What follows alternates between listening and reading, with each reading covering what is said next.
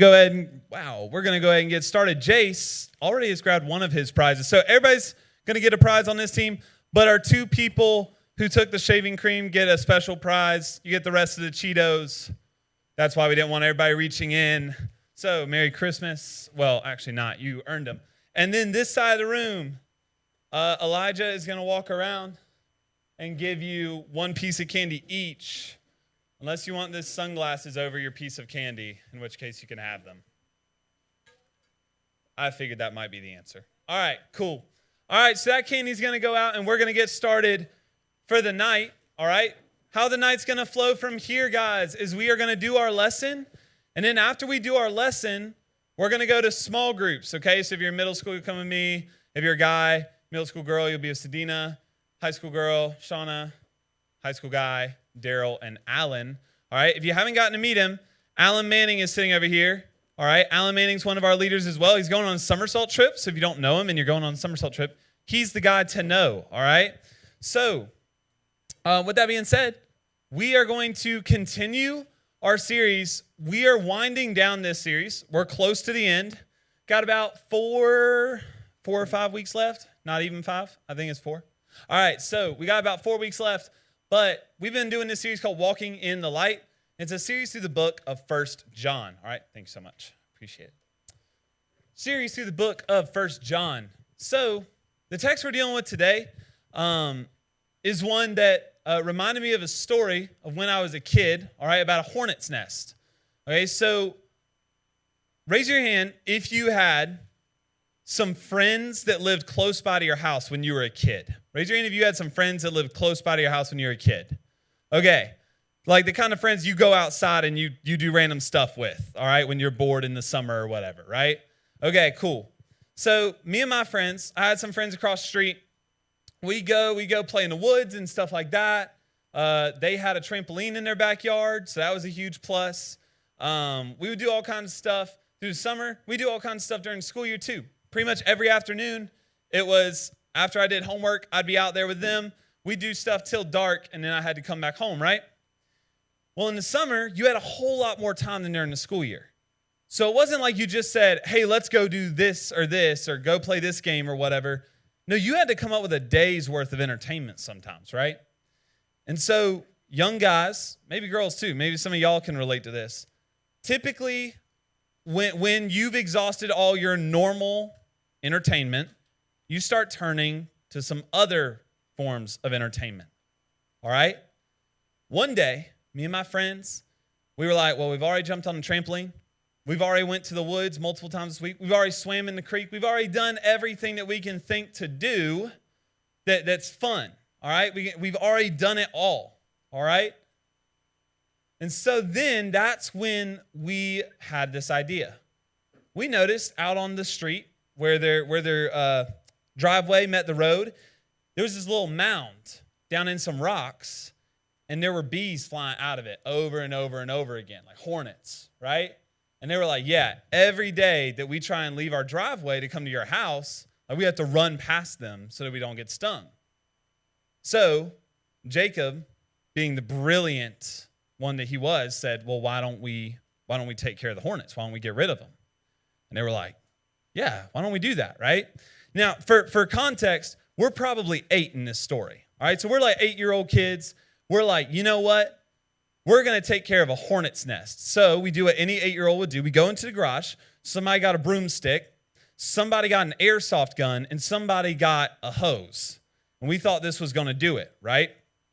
So we go, and we're like, I mean, at this point, right, you're thinking through like, we could be, because we got up to the hornet's nest and we start rethinking our decisions, right?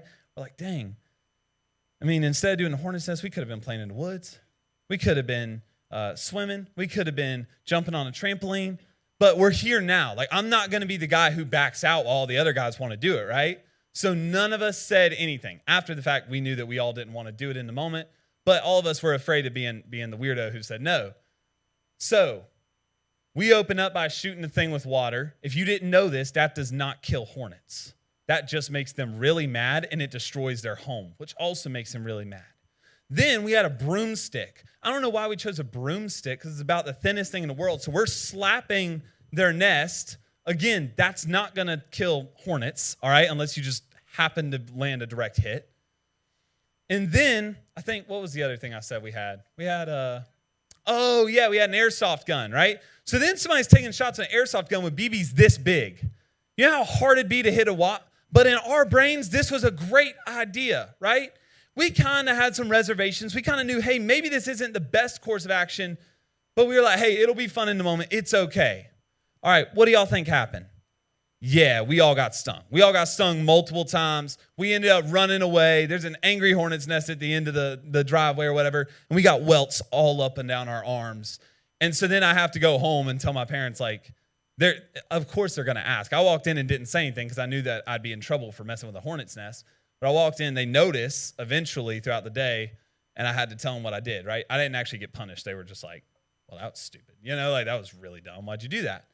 So I tell you that story. It's not like the funniest story in the world, but it's just like one of those things that everybody's done at some point in your life. You probably have a story like that where you did something that in the moment you knew it probably wasn't the smartest idea in the world, but you did it anyway, right? Can anybody say, hey, I've done something in my life. I knew it probably wasn't the smartest idea in the world, but I did it anyway. And you probably ended up getting hurt at some point, right? Like hurt physically, hurt mentally, emotionally, whatever it was, right? And so that's why we're talking about this today. And you can throw the next slide up, Shauna, is that what we're going to talk about today is avoiding things like hornet's nests. In our spiritual lives, we have things like these hornet's nests, things that we know, maybe this isn't such a good idea. I mean, it seems like it might be good, might be bad. I don't know in the moment. We have our reservations, but sometimes we do these things anyway, okay? So we're going to talk about that tonight, but what you're going to need to do is open up to this scripture at the top, 1 John chapter 2. 1 John chapter 2, that's in the back of your Bible. You've all got a Bible at your chair. A Bible at your chair. Can't get the Pendleton out of me, dude. It's bad. I try my best. All right, so 1 John chapter 2 is what we're looking at. 1 John chapter 2, 28. 1 John chapter 2, 28. You'll probably see a little heading at the top of it that says children of God. Little heading at the top that says children of God. You're going to want to look at this because I'm going to split it into two parts.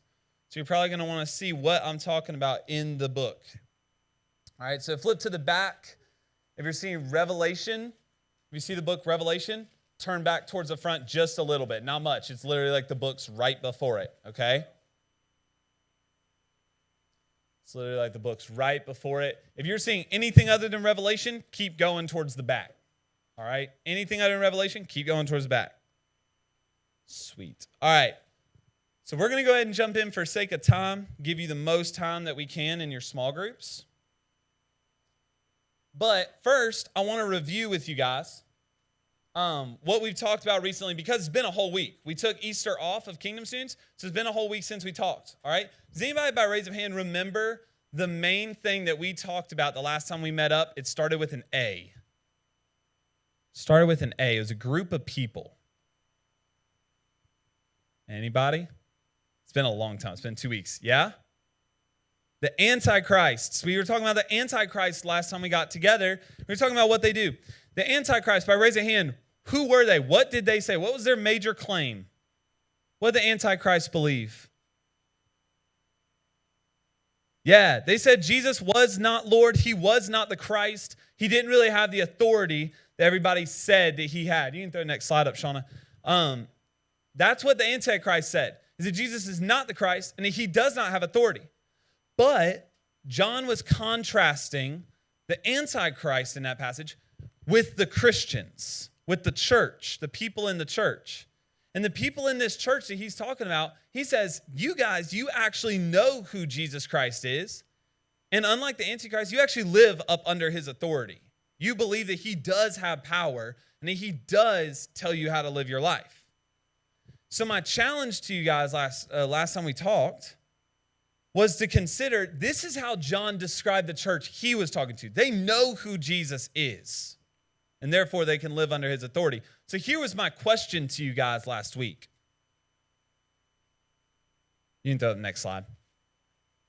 Here's my question to you guys last week, or the week that we met, was Could John describe you guys in that way? Would he look at our church and say, hey, there's a group of people, they know who Jesus really is, right?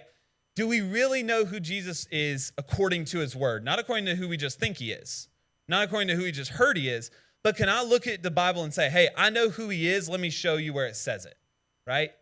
And so what I challenge you to do in small groups was start that process of learning who Jesus was by asking questions and chasing down answers to them. So I got a lot of questions from you guys that we're going to use. We're going to answer over time. And I'm super excited to do that. But tonight, we're going to finish John's idea. John's idea is, hey, Antichrist, they don't believe that Jesus is really the Christ. They don't believe that he has any power over their lives. But Christians, the church, they believe that Jesus has all the power over their lives. And they know who Jesus is. And so now he's going to go on further to say, hey, Christians, if you really believe that Jesus is the Christ, if you really believe that he's Lord, here's how you should live. So John can be confident in these people who know who God is and that they are truly children of God. So that's where we're going to pick up, and we're going to read verses 28 through verse 3 of the next chapter, okay? So chapter 2, verse 28 of 1 John.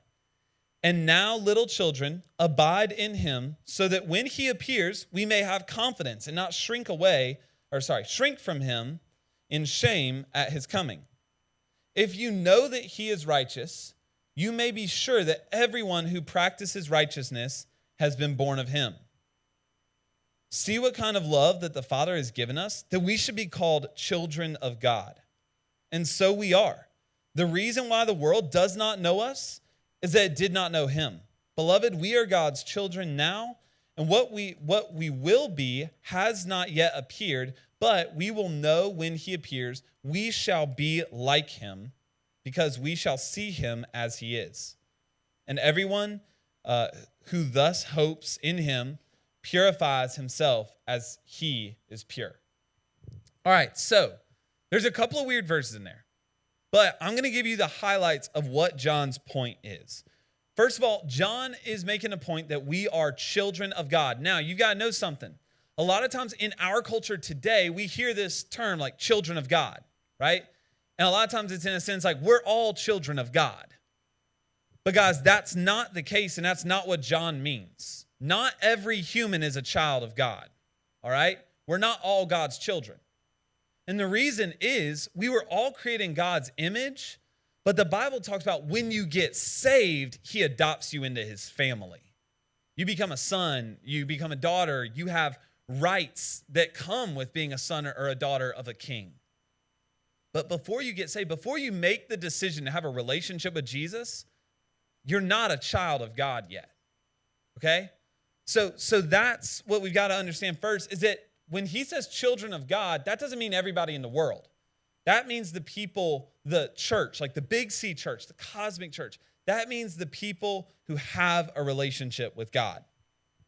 The ones who know Jesus and who he truly is, they are the true children of God. God has loved us enough to make us his children. It's not anything that we did. It's absolutely something that God does for us. It's all by grace that he does it. We didn't do anything to earn it, okay? And so John goes on to describe two things about children of God, okay? So if you are a child of God, if you have a relationship with God, you've made the decision to follow him, okay? And let me talk about what that means for just a second, all right?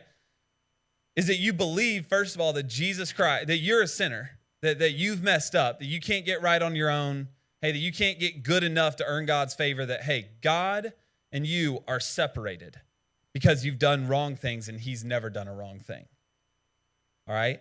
If you believe that, but then you believe that Jesus Christ came and that he died on a cross in your place and that he raised from the grave so that you don't have to experience death, that's what saves you, is that and saying, I want Jesus Christ to be the boss of my life. The two things you have to do to have a relationship with Christ, to be a child of God, is you have to believe that Jesus Christ rose from the grave, and you have to declare that he's the boss of your life, that he's the Lord of your life, and you want him to call the shots from now on, all right? That's how you get saved. That's how you become a child of God. Once that's happened, John gives you two details about what that life now looks like, post that decision, after that decision. The first thing that he says is that the world is not going to know you. They're not going to understand you because you're following Jesus now. And the way that Jesus lived, the world didn't understand what Jesus did or why he did it. All right, Jesus, in a world where, hey, you don't associate with poor people, those are the people they talk to. In a world where there were dirty people sitting on the side of the road, those were the dirty people that he would go and talk to. Nobody understood why he was doing these things. He disagreed with the main religious people of the time who were saying, hey, this is what God cares about. This is what God cares about. Jesus said he cares about something completely different. He cares about individuals. He cares about the people who are looked over and ignored in society. And that was revolutionary to them. They didn't get that. They didn't understand Jesus or why he did what he did. So guys, if we begin to look more and more like Jesus, the world is not going to understand why you do the things you do. And right now, it may be hard to understand the things that God's calling you to do because maybe you've never seen it happen before. You've never seen somebody in your school act the way that Jesus wants you to act. And you have to be the first. And that's really hard. But that's what he says being a child of God is. It's that the world is not going to understand you. They're not going to get you, right? You may feel alone in this uphill climb. But luckily, there's other Christians, there's other children, there's brothers and sisters who do know what you're going through, and the world doesn't understand them either, but you understand each other. Here's the second thing that he says, is that we are going to grow to be more like our Father, more like God, all right? He says that when he appears, we shall be like him. When Jesus shows up, we're going to be like Jesus, okay? We're going to be like God. So just like a child grows up, and a lot of times we act a lot like our parents, right? And in a perfect world where there aren't broken families, that's a great thing, all right? That's a great thing. That's how it's intended to be, all right? And so just like that, we have a good Father, and we are going to grow to be more like him. That's what being a child of God is. So when we talk about being a child of God, it means that we are fundamentally, on a base level, completely different than the rest of the world. You're not a Christian who's like the other people at school, you just believe in God. No. If you're a Christian, that means you are claiming to be fundamentally different than everybody else at your school. It means that you're claiming to prioritize others above yourself, always. You don't have to do what's best for you first to help other people. No. You prioritize other people first. Things like that. So being a child of God, it makes us fundamentally different than the world.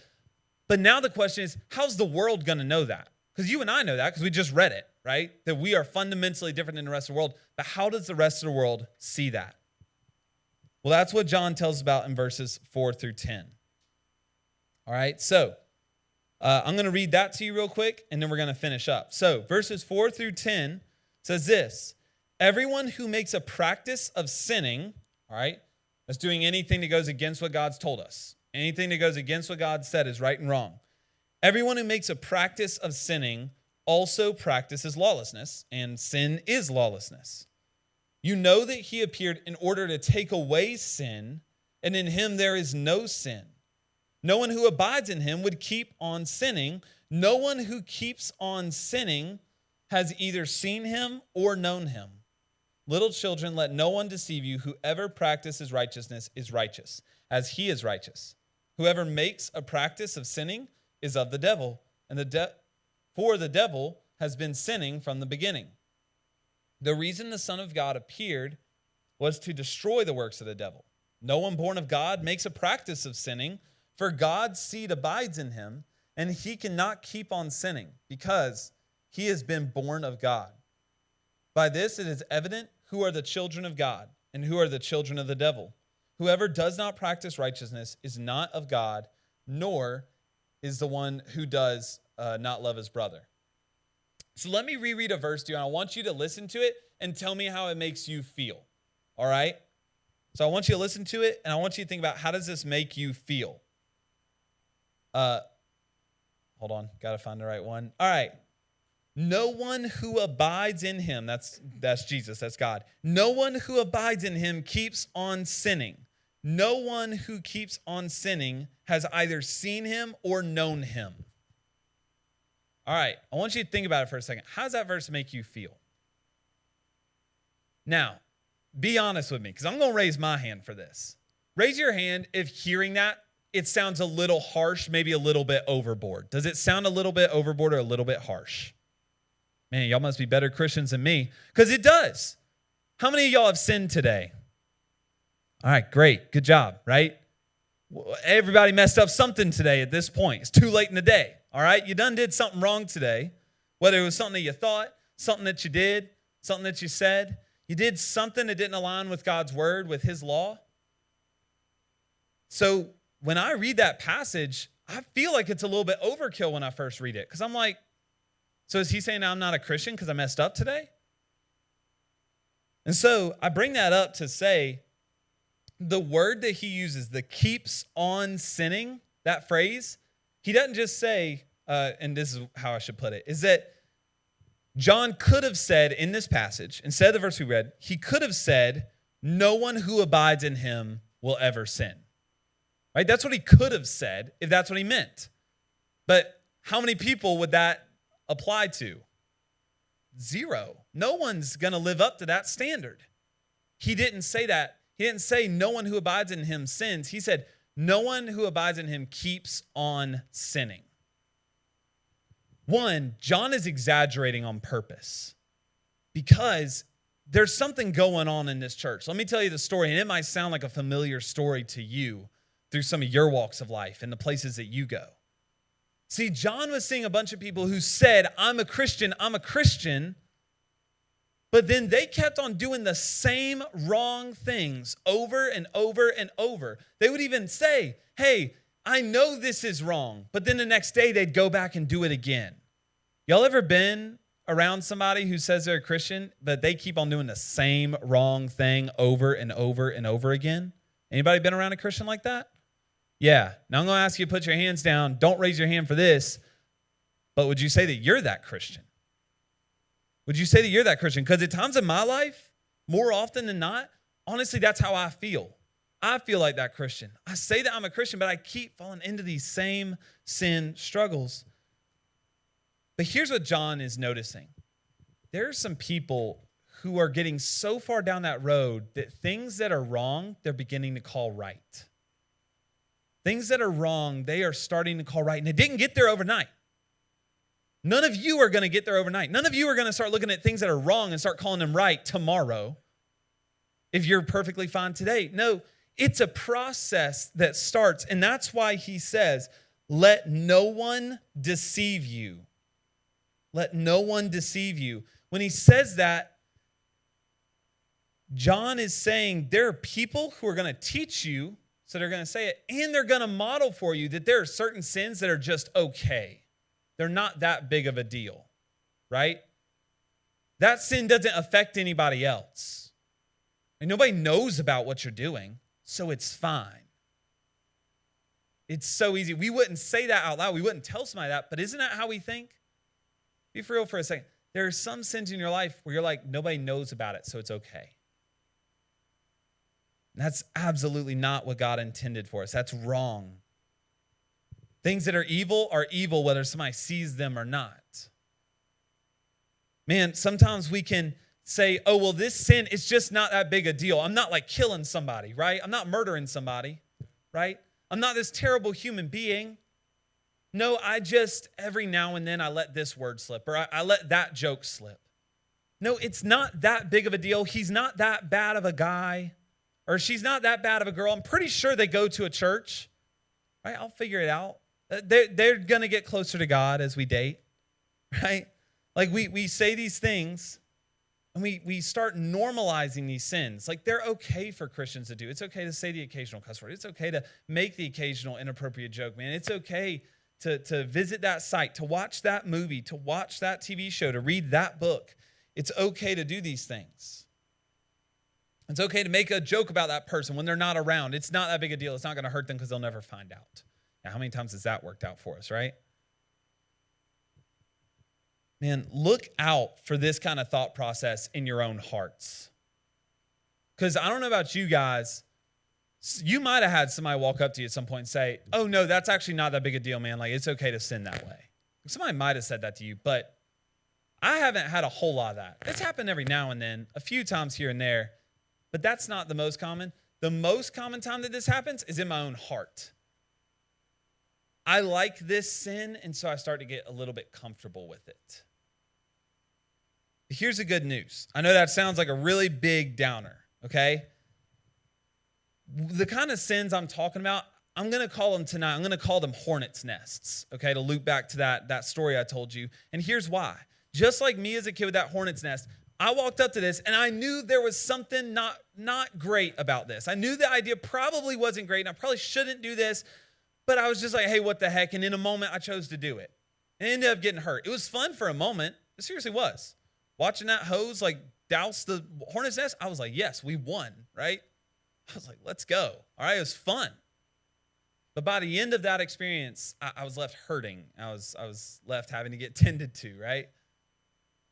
Guys, there's some things in our lives where we start asking questions to ourselves, like we make this decision. We start asking questions like, was that wrong? Or maybe did I go too far in that moment? We kind of wrestle with it for a second, but then we take it back.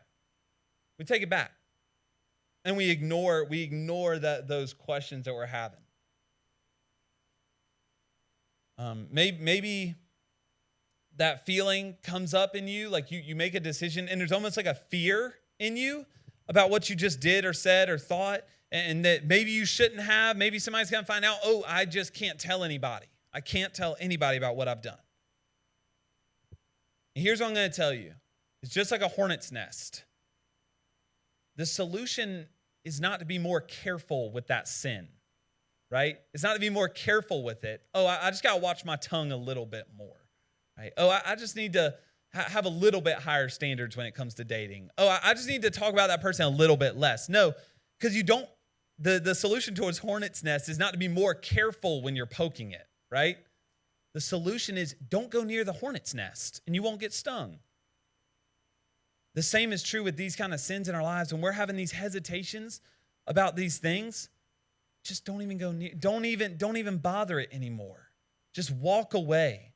If you have a moment's hesitation, let that be the red flag that tells you, hey, I'm just not going to do it, and I'm going to walk away, and I'm never going to put myself in that situation again. I'm not going to go near it. Because we don't want to toe the line. Because the big idea here is that we're called to do righteousness. That's how the world is going to know that you're a child of God, is if you're doing righteousness. But guys, how can we do righteousness if we're constantly poking these hornet nests? If we're constantly going back to these things that aren't overtly wrong, like it's not like I'm murdering, it's not like I'm straight up lying, right? There are these things that are kind of toss-ups. Like, are they wrong? Are they not? I don't know. It's okay to chase down those answers of whether it's wrong or not, but in the meantime, stay away from it. Just run away from those things. And the best advice I can give you to do that, if there's a sin that you're struggling with, something that you keep falling back into and you want to get free of, some unrighteousness that keeps catching you, if you want to get free of it, this is the best advice I can give you, is pursue doing righteousness instead of going back to those questionable things. So many times we just go back to our routine, our questionable things, the same kind of jokes that we were making, or that same person that we know we shouldn't be talking to, or we keep having the same types of conversations about our friends and things like that. Instead of focusing on, oh, I just got to get better, oh, I just got to stop, oh, I just got to, no. Instead, if you want to look like a child of God to other people, just start doing the righteous things, and the unrighteous things, they'll fade away. You won't have time to do them. If you get so busy doing righteous things, you won't have time to do all these unrighteous things. If you'll start helping friends with whatever they need help with, whether if it's an assignment or whatever, if you need to help them, help them. Man, if there's a kid sitting alone in the lunchroom that you don't know, go sit with them. They're sitting alone, right? Go sit with them. It's worth it, all right? And yeah, I know there's a reason they're sitting alone, all right? I did this at lunch, okay? Whenever I was in high school, this is one of the things I can say I actually did well at in high school. There aren't a ton of things I'm super proud of, but this is one thing I'm so glad that I did. Is my senior year, I was just like, yeah, I'm not sitting with the same crowd of guys anymore, because I was like, I'm wasting my lunchtime. Yeah, it's fun for the moment, but what do I have to show for it? And there was this kid, he was from the special ed class who sat alone every day. I realized nobody else is going to sit with this kid. And so I went over, started talking to him. His name's Corey. All right, still keep tabs on him today. Super nice kid. Nobody sat with him because he was in a special ed class. I guarantee you there's some student at your school just like that who you could go sit with. The other reason they're sitting alone is, quite frankly, they might just be the weird kid. They might stink. I don't know. They might just be weird and not really your type. Go sit with them anyway, right? And guess what? Nobody else is going to understand why you do it because the world didn't understand Jesus and they're not going to understand us. So guys, we need to do righteousness. We need to love the brothers. We need to care for others. We need to serve without being asked. That's what doing righteousness looks like. So pursue those things.